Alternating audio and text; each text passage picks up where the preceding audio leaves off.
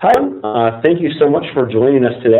We're going to go ahead and get started. Today's webinar is 5 key strategies to being a tech recruiting champion with HackerRank. There's a dial-in number here if you need it. Let's see. So I just started to me that people might need it as we move from this slide. So I think people will send us questions. If you need this dial-in after we move from the slide, just send us a question.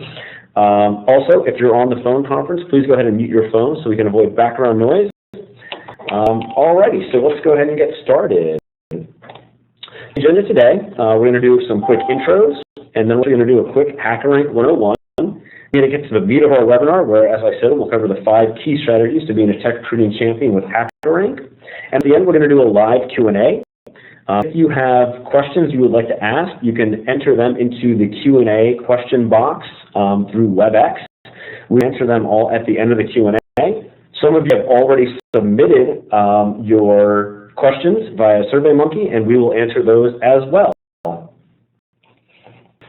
So that being said, my name is Tom Nickel, and I do product marketing here at HackerRank.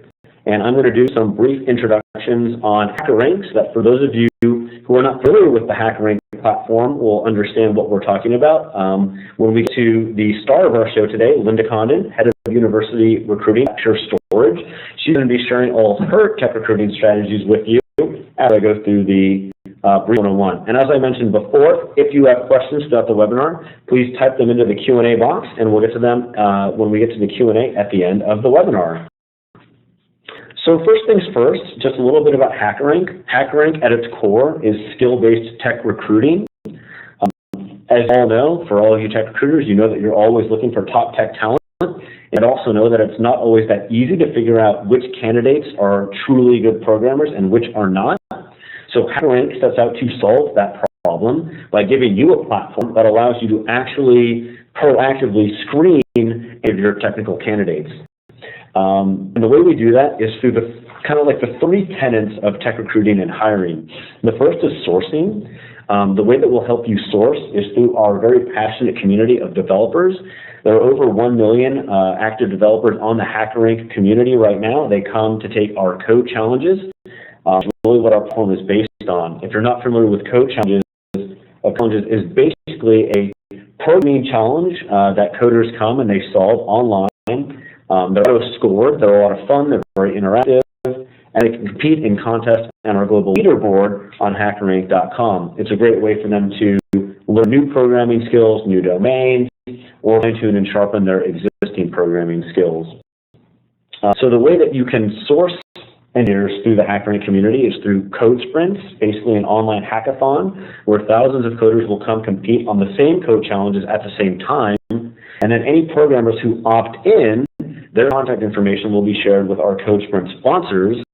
Therefore, supplying them with a long list of very talented, very qualified, on-screened candidates. We also have what we refer to as company pages. A company page is where any company can post interesting updates about what their company is up to or what kind of hiring needs they have. They post their own code challenges, and these get displayed via a news feed to our HackerRank.com engineers and subscribers. So it's a really great way to interact with our candidates with our community outside of code sprints. So that's the sourcing side. Obviously, the big thing is, you know, if you need to hire people, you need to find these people. Once you found some of these people, the big tenet is screening. And as I mentioned, what we basically implemented is a code challenge platform. That's automated skill-based screening. You can see exactly how well a candidate actually programs, and you can do this across over 30 different programming languages and domains. So you really have the flexibility to test candidates across Java, C, C++, and many other languages. So you, the tech recruiter, can really go up with your hiring manager and figure out exactly what they're looking for. Once you've done that auto screening, say you sent code challenges off to 10 or 20 candidates, you actually end up with a stack ranked list of how all of these candidates perform. You can very easily review these results with the hiring manager, figure out who the top contenders are, and then invite them for an interview. So for interviewing, which we consider the 3rd tenet of tech recruiting, we have a tool called CodePair. And what CodePair does is it combines a live coding session with a live webcam session so that you interview anyone, anywhere in the world, and get a really good idea for what their programming skills are, as well as what their personality is like, whether or not they'll be a good culture fit. So it's a really cohesive way to get a feel for the candidate and their skill set in one interview session. At the end of the day, when you combine these tactics for sourcing, screening, and interviewing using HackerRank, at the end of the day, you can really hire with a lot more confidence than you might be used to, because you've these objective results, you've interacted with them, you know exactly how they program, you know if they'll be a good culture fit.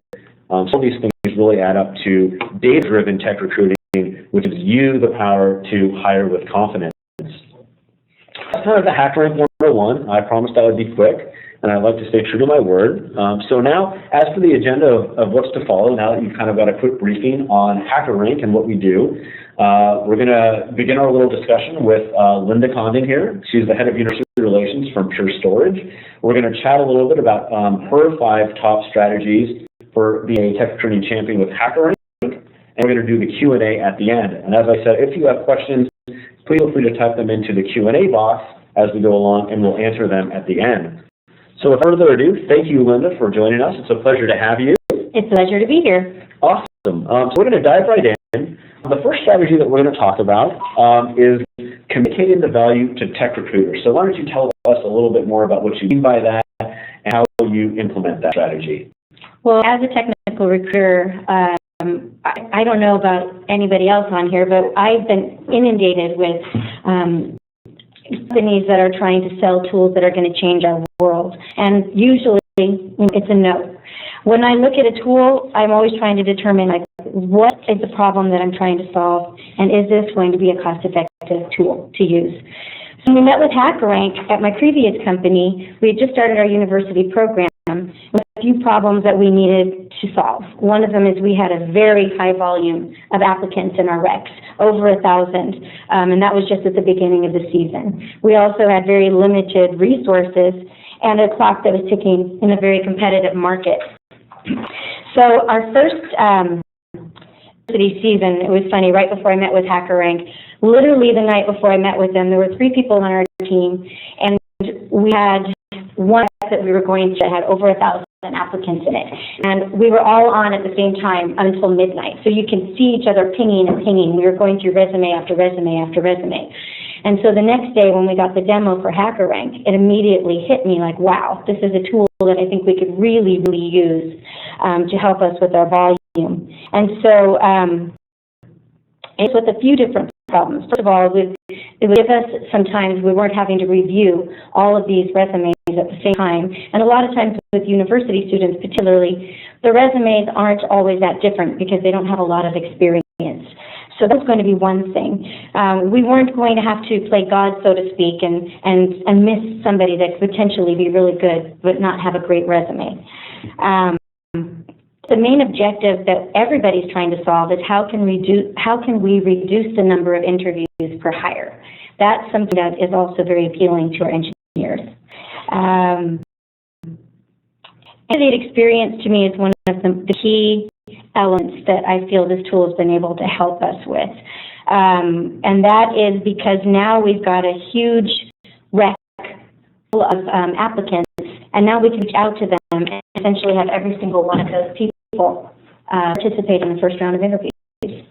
Right, and just to kind of go back to not playing God, so to speak, quote unquote. I think that's a really good point, right? Because when you go to a career fair, you end up with a big stack of resumes, and they all kind of like look the same.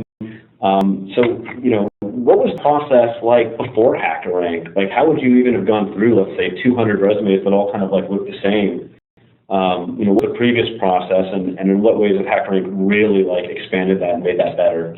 Literally, when you're talking about a career fair, you are looking and maybe having 30 seconds with each candidate. Look down to see if there's anything on that resume that kind of sets them apart from somebody else, and then maybe talk to them. Let's say they had participated in some challenges or in club at school, so just trying to get the dialogue going, see if they have worked on any projects that would look relevant.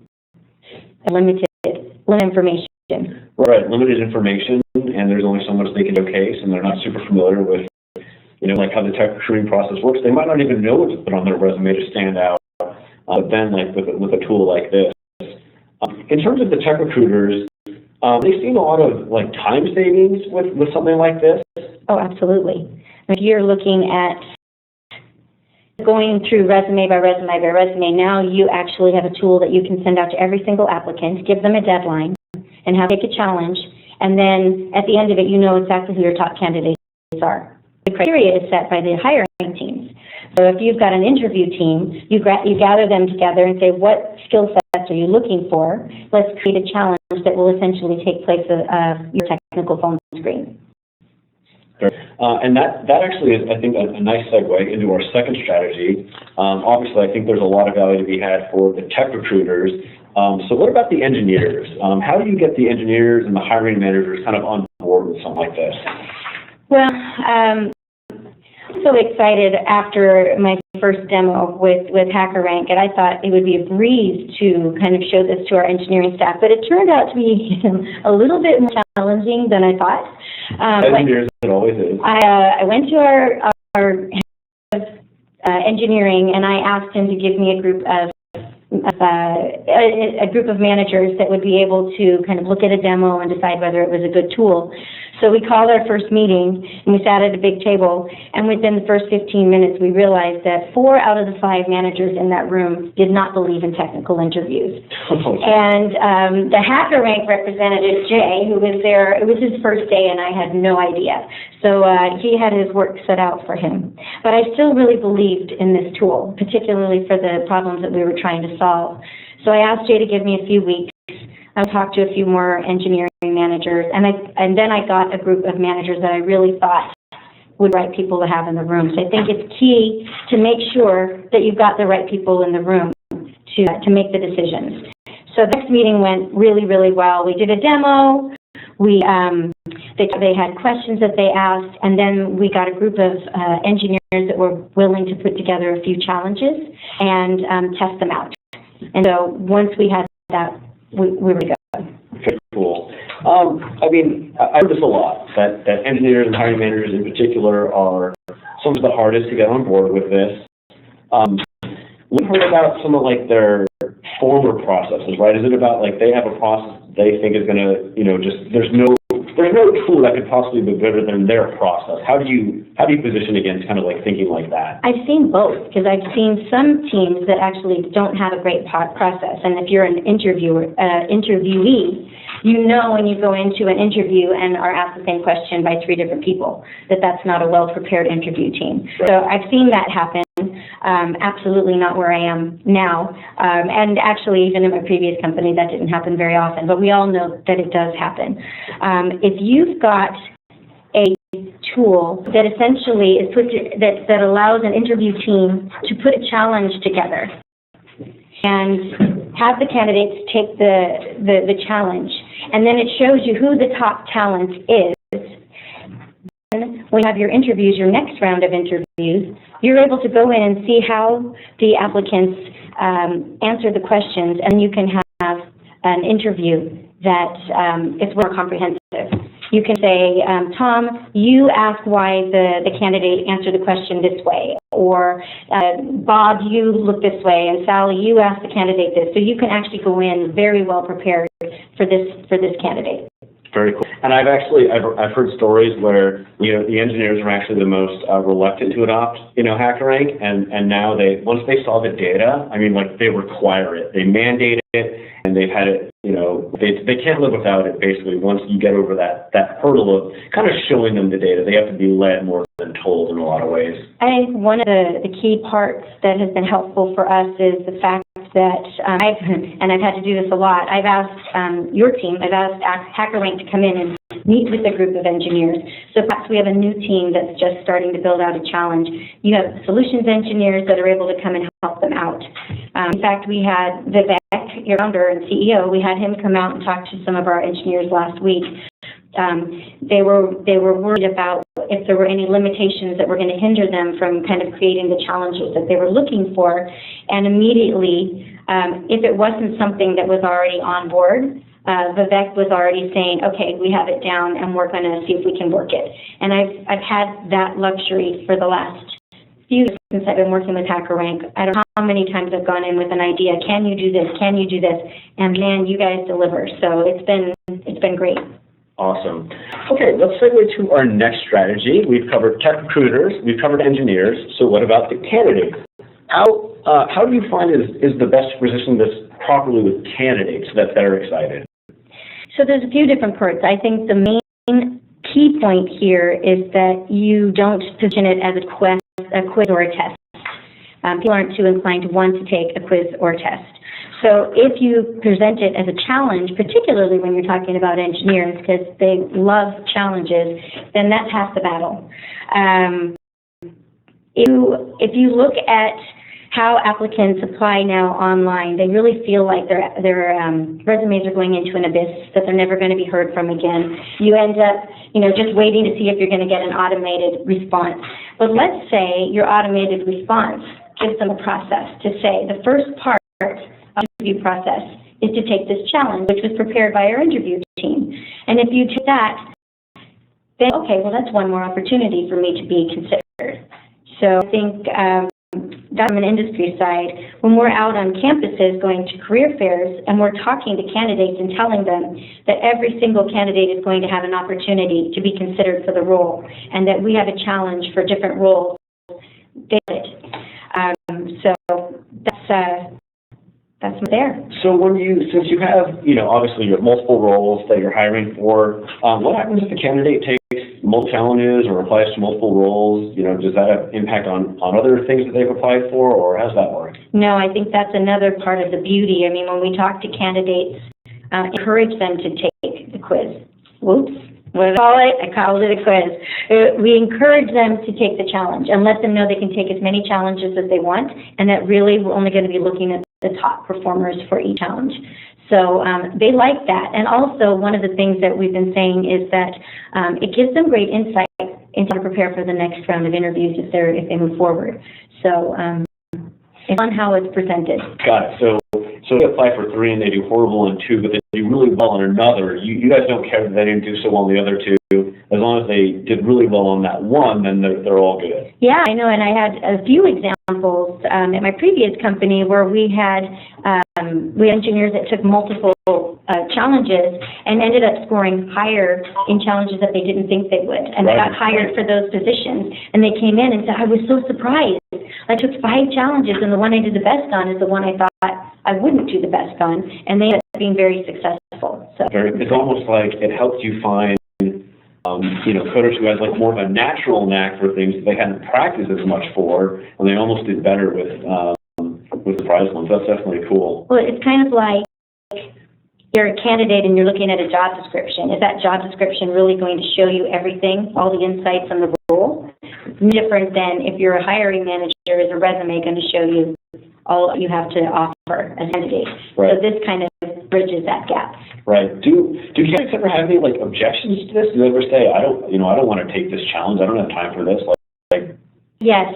That is one of the challenges, particularly in industry when you're looking at more senior people. So it is something that is a challenge. We have challenges as recruiters all the time, and that's something that we need to, as a recruiting team and a recruiting community, find how this is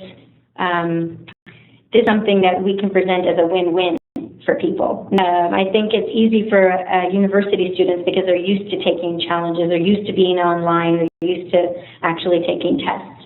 And people that have been out of it for a while or even haven't interviewed in quite a while, it's a bit daunting.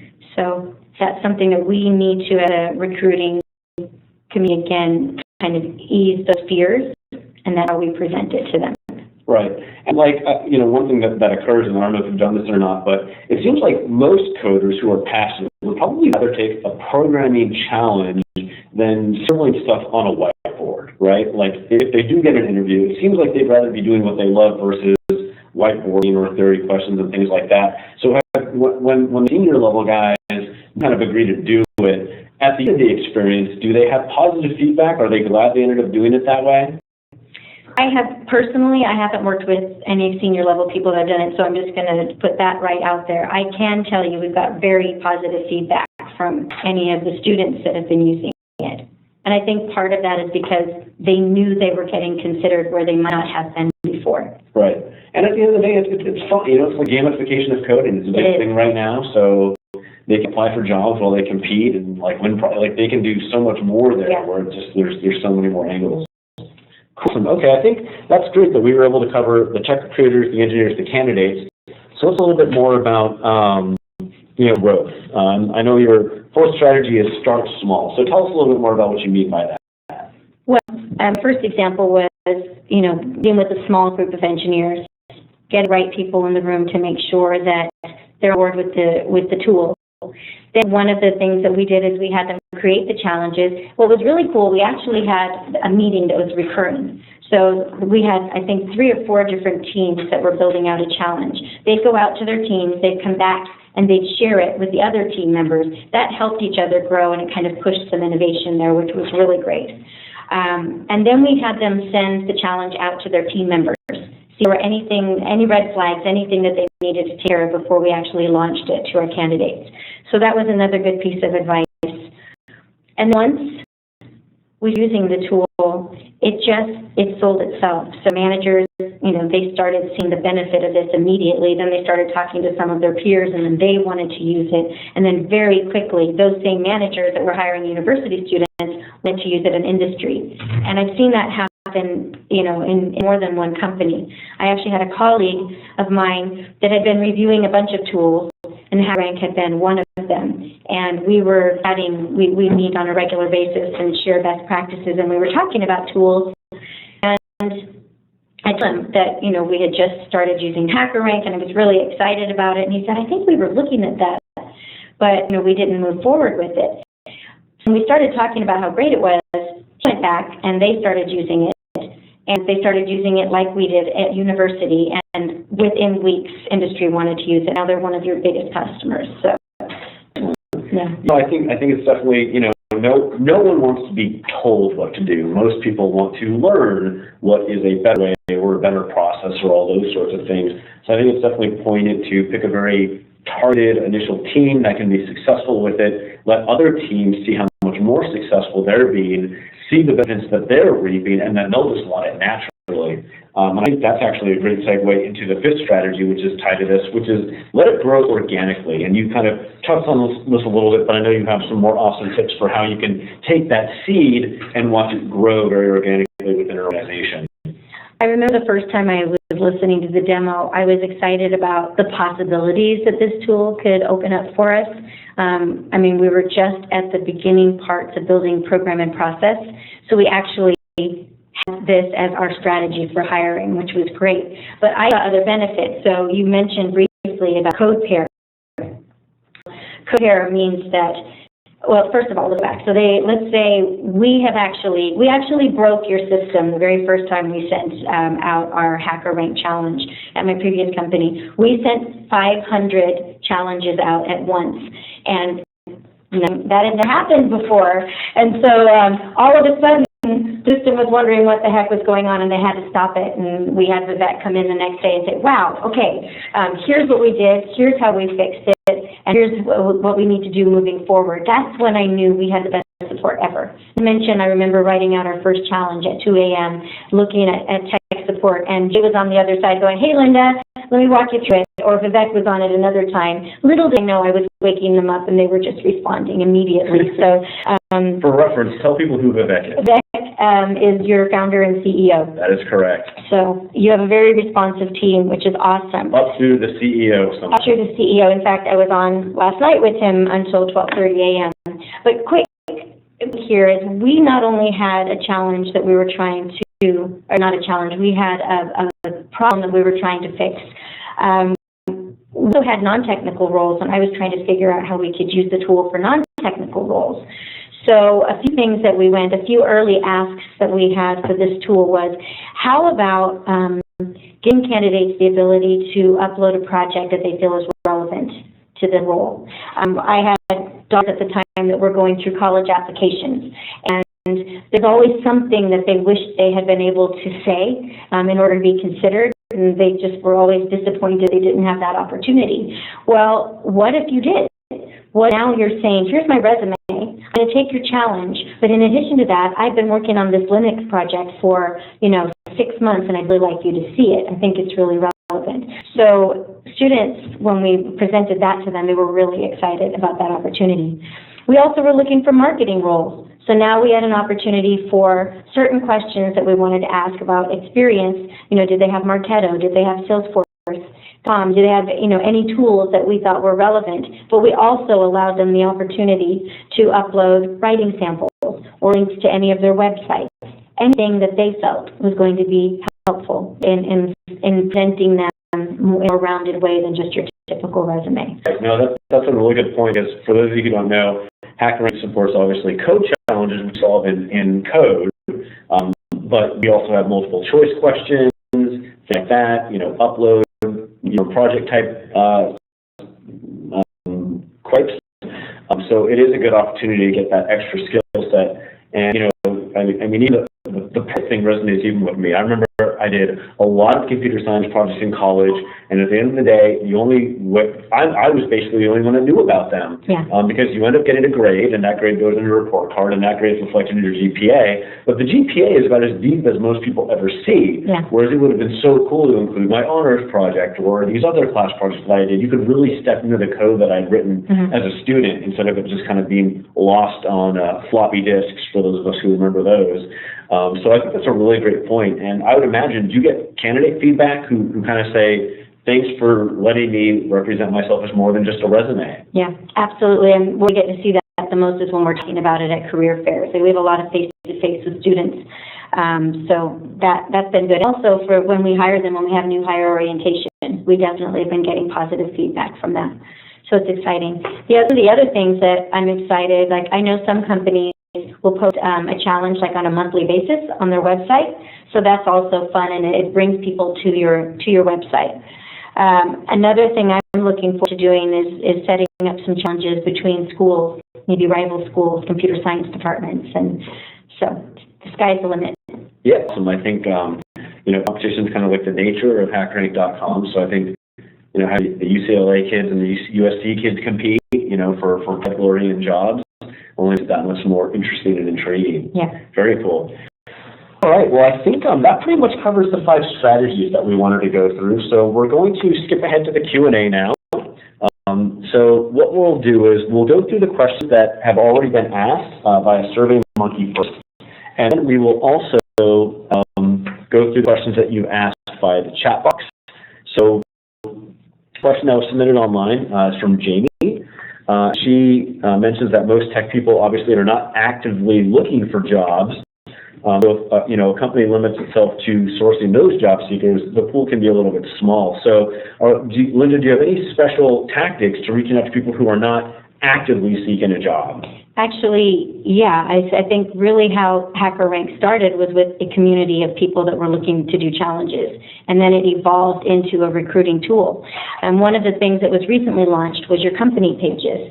So it's taking your community. You said it's 130 active users monthly on this tool, and a lot of them are passive candidates. Well, now you've allowed us to have an opportunity to have a company page. With the company page, you can put, technical blogs that are, really technical, that are going to attract the type of talent that you're looking for, and you can create challenges. This is something that just launched, and we're currently working on the challenges that we want to launch on our company page. So I think it's a really good way to kind of take a strong passive community and start getting some visibility into your company here. All right, very cool. Jamie actually had another question. She was curious.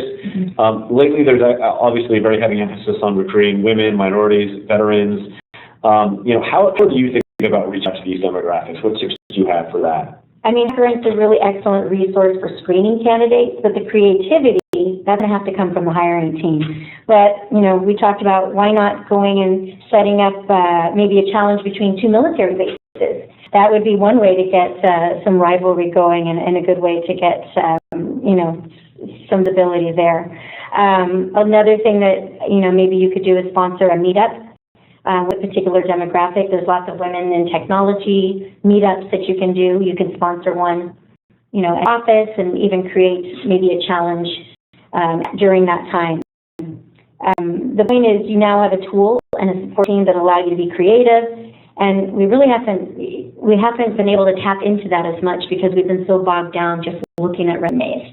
So now, like, if we take the time that we spend going through the resumes and start thinking of more creative ways to engage with our candidates, and allowing us to have a tool to do that, that's the part that excites me the most about this product. Very cool. And Jamie actually had one final question. Jamie. Yes, I know Jamie has lots of questions, but they're great questions. As a software engineer, she often gets, kind of cookie cutter emails, sometimes the exact same copy and paste from the same recruiter or multiple recruiters. What are some ways to get tech recruiters to be more creative in their outreach? Like what does Pure Storage do, or what does yourself do? I mean, there's a few different things. I mean, the reasons there are canned responses and to begin with is because we're dealing with such volume of candidates. But is the issue really that it's a canned response, or it's a canned response that says nothing? Thank you for applying to our position. If you look like you're a good fit, we'll reach out to you. And that really isn't telling the candidate anything except that they got a canned response. But if you change that response, but if you had it say that every single applicant is going to have the opportunity to go through the first round of interviews, and part of that process, our interview team has created a challenge that you can take. And give them a deadline and let them know that you'll know by this date whether they're going to proceed to the next round. Now I've got a candidate experience that's letting them know, wow, okay, I have one more chance, one more shot to get into this company. And I'm also given a date that if I don't hear back, I now have closure. So I'm not wondering if I'm lost in the abyss or, if I'm still being considered. So that's how, I've used this tool successfully and gotten great feedback from candidates. That's what I have for there. Okay, great. So Gina has a question. She'd like some more details on finding and using technical scripts for non-technical recruiters. Oh, yeah. The beauty of HackerRank is that you no longer need to have this script. No more technical phone interviews from non-technical people, which is painful for everybody, and it really doesn't provide a good candidate experience at all. I mean, I have nightmares still from the very first, very long technical interview. So this one now we got a team. So, like I said, you guys have solutions engineers. We as recruiters are able to work with the interview team. So now you're partnering with your interview team. You become expert at gathering the team to create challenges that are going to be the most effective. So if I've had one team that have had great response rates from it, and it's very clear who the top candidates are, and then I get another team where they're not being as successful, I can bring them over and kind of show where they can improve. So now as a recruiter, you're really a true partner in that hiring experience. You are a respected partner. They have the technical expertise. They're the ones that should be creating the technical, but they should also be the people reviewing the technical questions. Right, definitely. One of the other things I forgot, just while I was thinking about it. So we have solutions engineers, but you also have a library of questions that are already there. So it's not like everybody's starting from scratch when they're trying to create these challenges. You have a huge library that you're allowing your customers to be able to use.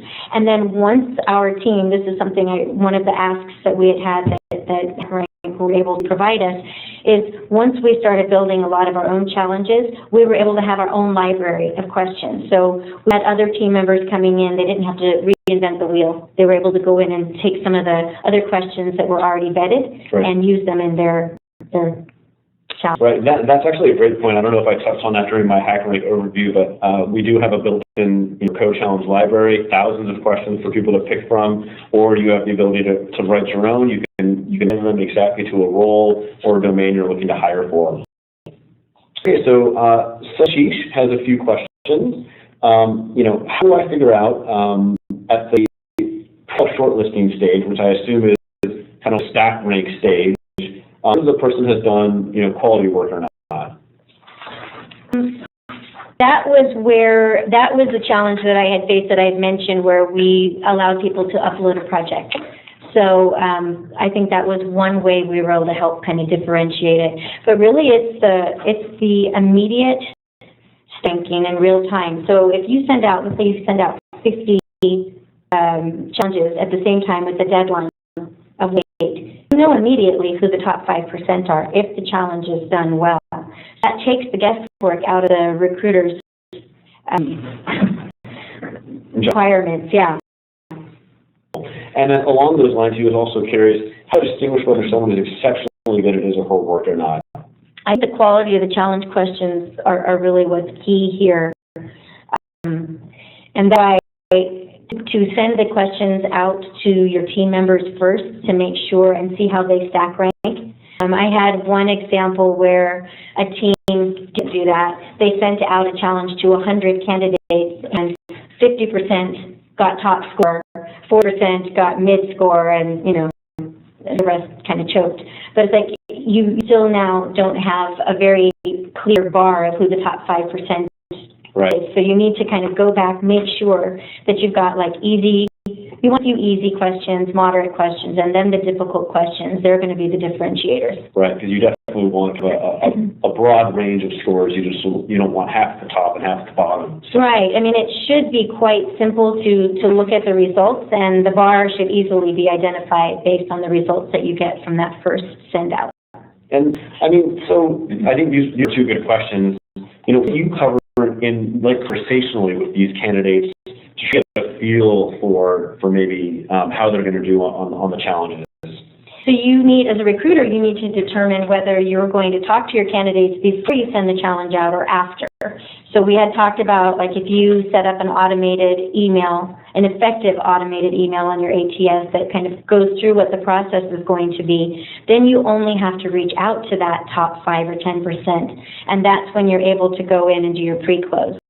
You're able to go down and get more information. So again, partnering with your hiring team, now you have, here is the resume, here is the challenge, here's all of the things that are important to this candidate, here's why I'm presenting them to you. So it really just helps take the guesswork out of your job.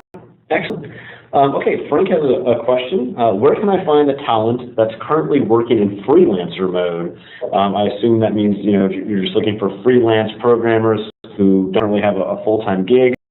I'll actually answer that within the context of HackerRank. As we mentioned, freelance and company pages are going to be your way to find those freelance candidates. If they love coding and they are good freelancers, they're probably practicing. We've got a lot of candidates like that in the HackerRank community. Because I mentioned there's an online hackathon where a bunch of candidates or coders come compete at the same time on the same challenges, and then ultimately you basically get a list of the people who often share their contact information.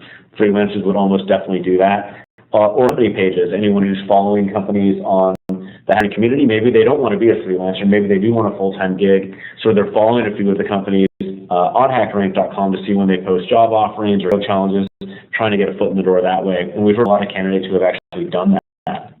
So that's how I would suggest sourcing more freelance candidates. Marcia has a question. What is the medium time or average time needed for a 5 or more year experienced developer to solve a challenge on HackerRank? Is this time tracked and recorded?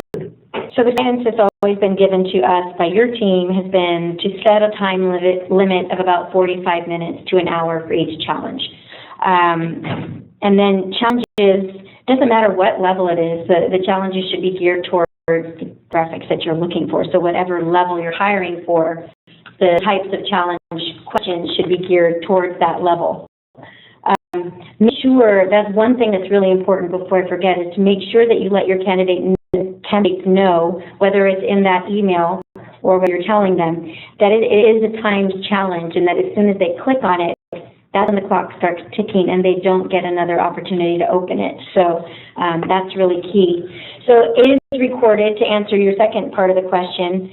Not only is the overall time recorded, but the amount of time per question is also calculated, which is a pretty cool thing. Right, yeah, really cool to point out that, once a candidate completes a test or a challenge, you can go back to the hiring manager, you can review step by step, I know that there have been some other questions about, how do we make sure they're not copying stuff off Google? I would say, for one, there's a time limit. There's only so much research that you can do on Google in an hour. If you spend 20 minutes trying to Google a solution for one question, and then you miss the other 9, you're going to score pretty poorly. And then furthermore, if you go back and watch the recording, and there's a pretty big copy-paste block, then you can rest assured that they probably didn't write that themselves. So I think there's a little bit of a human touch. There's also some automated touches on our part. We also do plagiarism detection. So if someone has, gone to Glassdoor and copy and pasted an answer or something very close, we will actually alert you to the possibility of plagiarism there. Obviously, some questions are sufficiently straightforward where they're going to look like pretty similar, but for the more complicated questions, obviously every coder is going to have like a different solution. So the people who have asked about copying, plagiarism, stuff like that, we do have a number of different ways to detect that. And if there's any other thing you want to add to that, to take it even a step further, you show the IP address. So if you've had 2 people take the challenge from the same IP address and they get very similar answers, that is also a dead giveaway. So we've had some of that. Oh, yeah. So we definitely take every precaution to make sure that the tool is used legitimately and that the answers you're getting are legit. And then the final fail-safe is that even if someone cheated their way through the initial screening, want to get to a code pair interview, we're literally live on the phone with someone, interacting, talking, coding live. It's going to be very clear to the hiring manager if this person, cheated in the early rounds or actually know what they're doing. There's a lot of fail-safe built in. Yeah. And in fact, actually, that was a question that also came in from Gary. He kind of said, some of these questions like egg drop, palindrome, Fibonacci, these can all be found online. So how do you detect that and things like that? So Gary, I think our last answers pretty much covered that. Like we said, plagiarism detection, time limit, recordings, code pair. It is, but there's another part of that because it is something that I've worried about as a recruiter, and actually it has happened where, you've worked really hard to build out a really compelling challenge, and then next thing you see it on Glassdoor. And it is frustrating, and I don't really understand why people do that because they're putting it out there and it's their competition, right? Right. So, but anyway, it is what it is. What we've done and have encouraged our teams to do is, come up with multiple challenges that kind of looking at the same skill sets. So if you're noticing that this is happening, you can just swap it to another one. We have one engineer here he loves to do this, and so we were looking at building out another challenge, and he decided he was going to build out 10. So but he's definitely, this is something that was meant for him, and I don't think 10 is necessary, but it is nice to have 2. Right, and then once you have a couple, you can also, every month, once you've filled a certain role, you can always make a concerted effort to make small tweaks, change variables, change inputs, reverse the problem, instead of sorting it alphabetically, do it in reverse alphabetical, things like that. Change it just enough so if they Google the question, they won't actually find results that they'll still basically have to solve it on their own. So another way that I've heard other companies can approach that too, like for different tests and different roles. Yeah, for university, we have like one challenge that we use for the spring and one that we use for the fall. Because when we go back, it'll be the same people that are applying. Right. So. Exactly. Cool. So we had another question about where people find a list of the languages and frameworks that you can use in HackerRank challenges. And actually got all of this on our website. It would take a while to list out, but if you go to HackerRank.com/environment, HackerRank.com/environment, it'll tell you all of the current builds that we support for all of the languages that we support. And the final question that came in via the pre-questions was from Angie. Do you see tech recruiting trending toward working remotely as a recruiter? Angie, I think this is more of a company culture question. I know some companies that have mostly remote recruiters, and then I know some companies that don't allow any of the recruiters to be remote. So I think it's definitely a question that you'd want to ask during an interview to ensure that what your preference is, that you know it up front. Cool. Okay, we're going to jump to the more live Q&A, which has been coming in through the chat box since we've been chatting. Should have plenty of time to go through a lot of these. The first question, I'll answer some of these. Linda will answer some of the other ones. Michael asked, do you have statistics on the demographics and geolocations of your developer base? HackerRank obviously does. We're obviously global. We have developers probably in, if not every country, then pretty close to every country. Obviously, some countries are more popular than others. We've got a lot of developers in India. We've got a lot in the United States. We've got a lot in Russia and China. So I would honestly say, actually, if you kind of imagine where you think our developer community would basically be based, it's probably pretty similar to that. The big company or the big countries that have a lot of programmers obviously have a slightly statistical advantage in terms of the developer base, but it's definitely a mix. It's definitely global. Okay, next question. Shajil is asking, what kind of innovations are we going to see in the future? There are some that I can talk about. There are plenty that I can't. Obviously, we're always looking to add more domains, more programming languages, support for additional role types, things like that. So we're always trying to be as deep and as broad as we can be, so we can support as many roles that are important to tech recruiters as possible. In terms of some other innovations, we actually are also implementing a lot more ROI stuff, where you can very easily see how much time HackerRank is saving your tech recruiters, how much money it's saving you. It can track things like hires and ROI and things like that. This is actually a feature that's going to be unleashed pretty soon.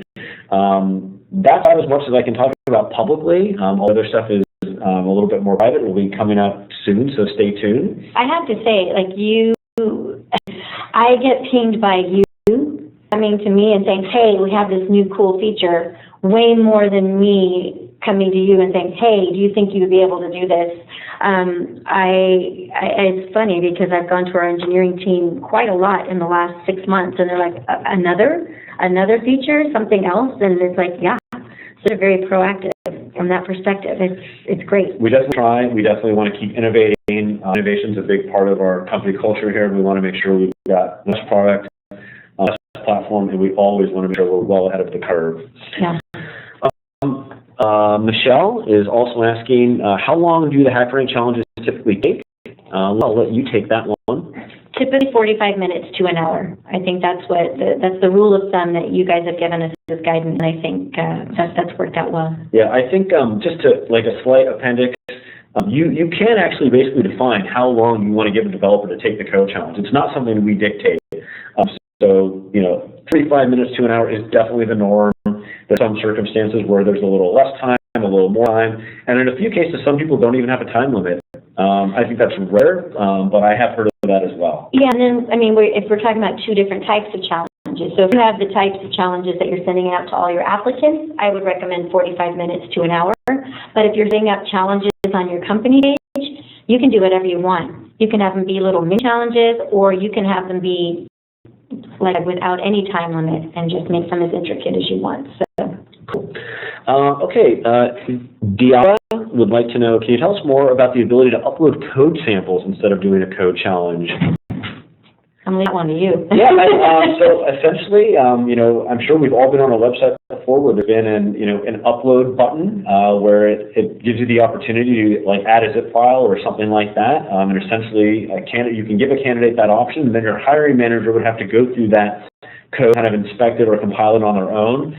So one of the big advantages to HackerRank's built-in code challenges, or the code challenges you build, is that we will, automatically compile it, we'll execute it, we'll compare input versus output, we'll automatically score it for you, we'll check for plagiarism, all that good stuff.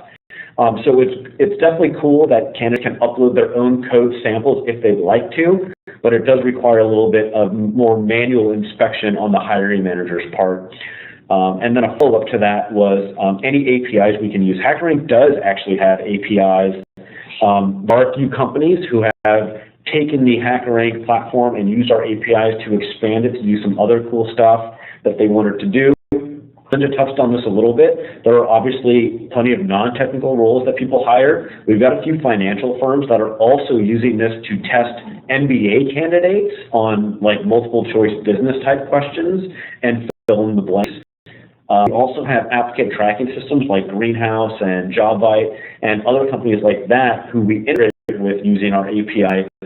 There's actually a lot of things that you can do with the HackerRank API. If you want to really fine-tune it, customize it, slim it down, get bigger, whatever, we have a pretty robust API. Okay, Santiago, these are great questions, by the way. Thank you, everyone, for submitting these. Santiago would like us to talk a little more about how HackerRank applies to recruiting like senior folks. It does seem like senior folks may be a little bit more resistant to this. Maybe it makes them feel a little bit too junior. So what are some other tactics that maybe we've seen work with senior level folks? I'll definitely let Linda answer this as well, but from my end and from other customers we've talked to, sometimes it's really all about positioning, selling them on the value. Sell them on the value of the job that they're interested in and the value of them being able to showcase their skills and skyrocket past some initial kind of like boring whiteboard theory interviews or interview type styles. This is a chance for them to really showcase just how senior they are. So when kids are a little younger, HackerRank can be a great way to disqualify. When you're looking for senior level candidates, HackerRank is a great way to qualify. So if you sell this on how they can really sell themselves and get the job that maybe they feel like they deserve at their level, we've heard that the positioning goes a long way with senior candidates. But I'd love to hear if Linda has any additional thoughts or feedback. I really think this is where you would definitely want to be talking to your candidates before you send them. You want to have an automated, here's our challenge. You'd want to talk to them and let them know that you had your interview team work really hard to show the types of problems they're trying to solve in this type of role. And I think when you present it like that, rather than it's going to be a coding challenge, it's like people want some insight into the role more than the job description, as we said before. If you can actually compelling challenges that show the types of problems that are being solved in your company in those roles, and you present that to your candidates, you're giving them a reason to want to take the challenge. If you also explain to them that it's giving them an opportunity to really get some insight into the role and see whether they themselves feel they're ready for it. I mean, that's part of it. I mean, when you're talking to candidates, I always say it's not just us interviewing you. You're also interviewing us. You need to see whether this is a good fit for you. And for them to have an opportunity to do that and for you to present it as such, that's a good thing. So this is something I think it'd be kind of cool. I'm putting you on the spot, but I think it would be really cool to get a log or maybe do a round table and get some best practices shared here in this, because I know it's the biggest challenge to get senior people to be willing to take this and kind of not be indignant about it. So if we can work on how it's presented and how we can change it so that it's not maybe the same as what we do with our less experienced candidates, I think that would be something that would be worthwhile. Very cool, absolutely. Okay, Mike is curious. One of his hesitations is generating competition for applicants that they source. So if I want to qualify a candidate, how can I ensure they won't get recruited by someone else on the platform? So that's actually a great question. We'll kind of have to answer it twofold. If you source them directly from like a company page or a code sprint, there's really no guarantee they won't get recruited by someone else, because obviously they're kind of like looking for a job. However, if you have the Hiring for Work platform, you use that for screening and interviewing, and you send a candidate a code challenge or a test or whatever, and it's a candidate you sourced, only you and the people on your team will see that candidate in HackerRank for Work. So if you sent a candidate one of your own code challenges, there's no way for anyone else to know that or to poach that candidate. They will remain solely in your candidate queue. So I don't know if Linda, if you have any other. No, that's just, I mean, we have recruiter licenses and we set up our challenges for our roles. Nobody else sees that. So cool. Yep. So anything in your HackerRank for Work account, like that's all. Those candidates are yours. Code company pages can't control what the candidates may do, but on our side, it's all your guys's. Okay, Mike would also like to know, how many personas did you create challenges for and examples? I'll definitely let Linda take that one. My previous company, we built a challenge out for every single role.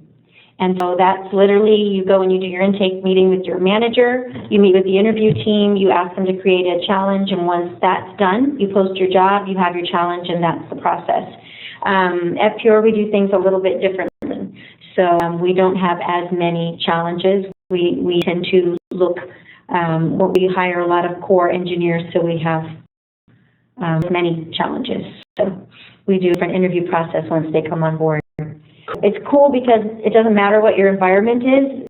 We have the capability and the flexibility to be able to use it whichever way we want. Right. And yeah, like you said, kind of like with duration, you can create as many or as few as you'd like for as many roles as you need to, and you use it up as much as you'd like. So it's kind of, it depends on the company to some degree as well. And it's the creativity part that I think is really cool about this, because, a lot of times, we're here sharing best practices. No one wants to give up their secret sauce or what they're using, but because we now have a tool that's allowing us to really use the same tool but use it in a completely different way to suit whatever culture we have at our company, I think that's what makes it a good tool. Excellent. Okay, so let's see. Tim would like to know, how do we deal with candidates self-selecting who take the test? We have found that many of our top candidates might not take the challenge, but many of the mid-tier candidates will take it. From my perspective, and I'll obviously always let Linda chime in as well, what I've heard is that sometimes candidates self-selecting not to take the test, even if they were a top candidate, how did you decide they were a top candidate? Was it based solely on their resume or their degree or just one phone conversation? Some people interview great, some people write great resumes but may not be great coders, and some people are great coders and might not write good resumes or might not interview well. So I think the self-selection is actually part of the charm. It's actually part of the appeal, because even when a candidate looks like they might be a good fit, and even when candidates look like they would be a horrible fit, sometimes, and in many cases, with engineering, the opposite could very well be true. So I wouldn't let that work too much. Like I said, the self-selection is sometimes, a blessing in disguise. And as long as those mid-tier candidates, are producing quality candidates and they're passing the challenge as well, and then they're leading to successful hires, then I think net for net, it's a good thing. Yeah, and again, if it's a more senior role, you want to have a little bit more high touch with, and you probably don't have as many applicants for those. So you want to have a little more high touch and talk to the candidate before you send them the challenge. Again, how is it presented? So. Meredith would like to know, do you supply examples of challenges we can present to our technical hiring managers so they have some sort of direction? Absolutely. I don't know how many times I've called Nate, who is our wonderful liaison, and he's brought John over as a solutions engineer, and we've sat down with different teams and helped them. There's so many different aspects, like even just like I said, we had you guys over last week, and just the new things that had come out in the last 6 months that we're able to look at different teams and say, hey, you can do diagrams, you have UI, you can do all different kinds of things that we didn't even know we could do. So, sky's the limit. Excellent. Rock, as a new grad, how can I use HackerRank to approach recruiters? As we've mentioned, HackerRank.com is a great place to sign up and be part of our passionate developer community. Follow companies via their company pages, keep in touch with what they're doing, solve their code challenges, or compete in a code sprint. We just finished World Cup and Women's Cup. A great place for you to showcase your programming skills. Make sure that you opt in to share your college information with our company sponsors. So with code sprints, we have companies sponsor a code sprint, and then we have obviously the programmers and the coders compete in the code sprint. And then once the code sprint is done, those sponsors get a stack rank list of who the best, and they can reach out to those candidates. So lots of ways on HackerRank.com for you to get in touch with and get exposure to recruiters and build your brand as a programmer. In addition, we've got some new features coming up, which I'm not going to talk about yet. They're going to help you further expose your personal hacker or programming brand through HackerRank. In the meantime, you can always put your HackerRank scores in your resume. We actually see it all the time, even with people who apply to HackerRank. They put their HackerRank score or their rank on the resume as one of their achievements. The more the HackerRank picks up, and it's getting very popular across industries, not just with tech companies, because everyone needs tech talent. It's becoming more and more recognizable and more attractive to have that listed on your resume. Jamie would like to know, what percentage of females do we have opt in to take challenges? Anything significant?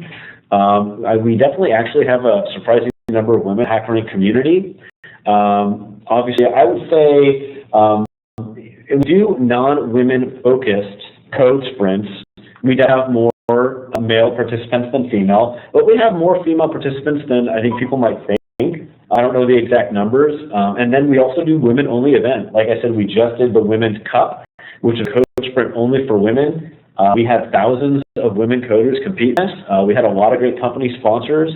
So for anyone looking to hire more female engineers, we definitely have events tailored to that, and we definitely have a lot of passionate female engineers already in the HackerRank community. Linda, anything you want to add on that? Well, I think one of the things I'd like to be able to do is when we go out to universities, you can bring these challenges to some like Women in Technology or any of the diversity groups that you have within the colleges. Cool. Okay, Dana would like to know, we would like to conduct a baseline, and we've tested a couple managers and engineers at our company, how to present their coding challenge results without creating an internal issue because not everyone does well on the test. We do actually have some other companies doing things like this. The best way is usually to aggregate the results. Obviously, go over the personal results in private with the individuals, and then aggregate the results across the team if you're going to present it publicly. Obviously, no one wants to be told that they didn't do well on a challenge or something like that. But we have companies that are doing this, and the way they're framing it as they are purposely making the tests challenging so that they can identify skill gaps that they can fill. So they frame it more as development than assessment. And any, passionate employee, especially a coder, probably wants to learn new languages. They want to learn more domains. Maybe they don't know AI, but they love to learn it. So you really use HackerRank as a way to find the areas of development that interest your employees and would be most beneficial to them and the stuff you've worked on. So that's some of the stuff I've heard. I don't know if, Linda, I don't know if you guys are using it for internal assessment. No, but I think it's a great idea. Cool. So yeah, it is one of those things that people are doing, and that's what I would suggest for that. And then we've got a few people who said Rock, I guess you have been using HackerRank for a year, so glad you're looking forward to the new features. Thanks for being a user. Thanks for joining. Hope this was helpful. And that actually comes to the end of our questions here. So I think that's pretty much it, and we're actually just 2 minutes over, so this was perfect timing. Yeah, great questions. Yeah, thank you everyone for joining. Thank you everyone for your questions. There will be a recording of the webinar. We'll be happy to distribute that via email. It should automatically be included in the thank you emails that you get. So thank you so much, Linda, for joining us. It's been a pleasure as always. We hope we can do this again soon. And thank you everyone for joining. Enjoy the rest of your Tuesday. Thank you.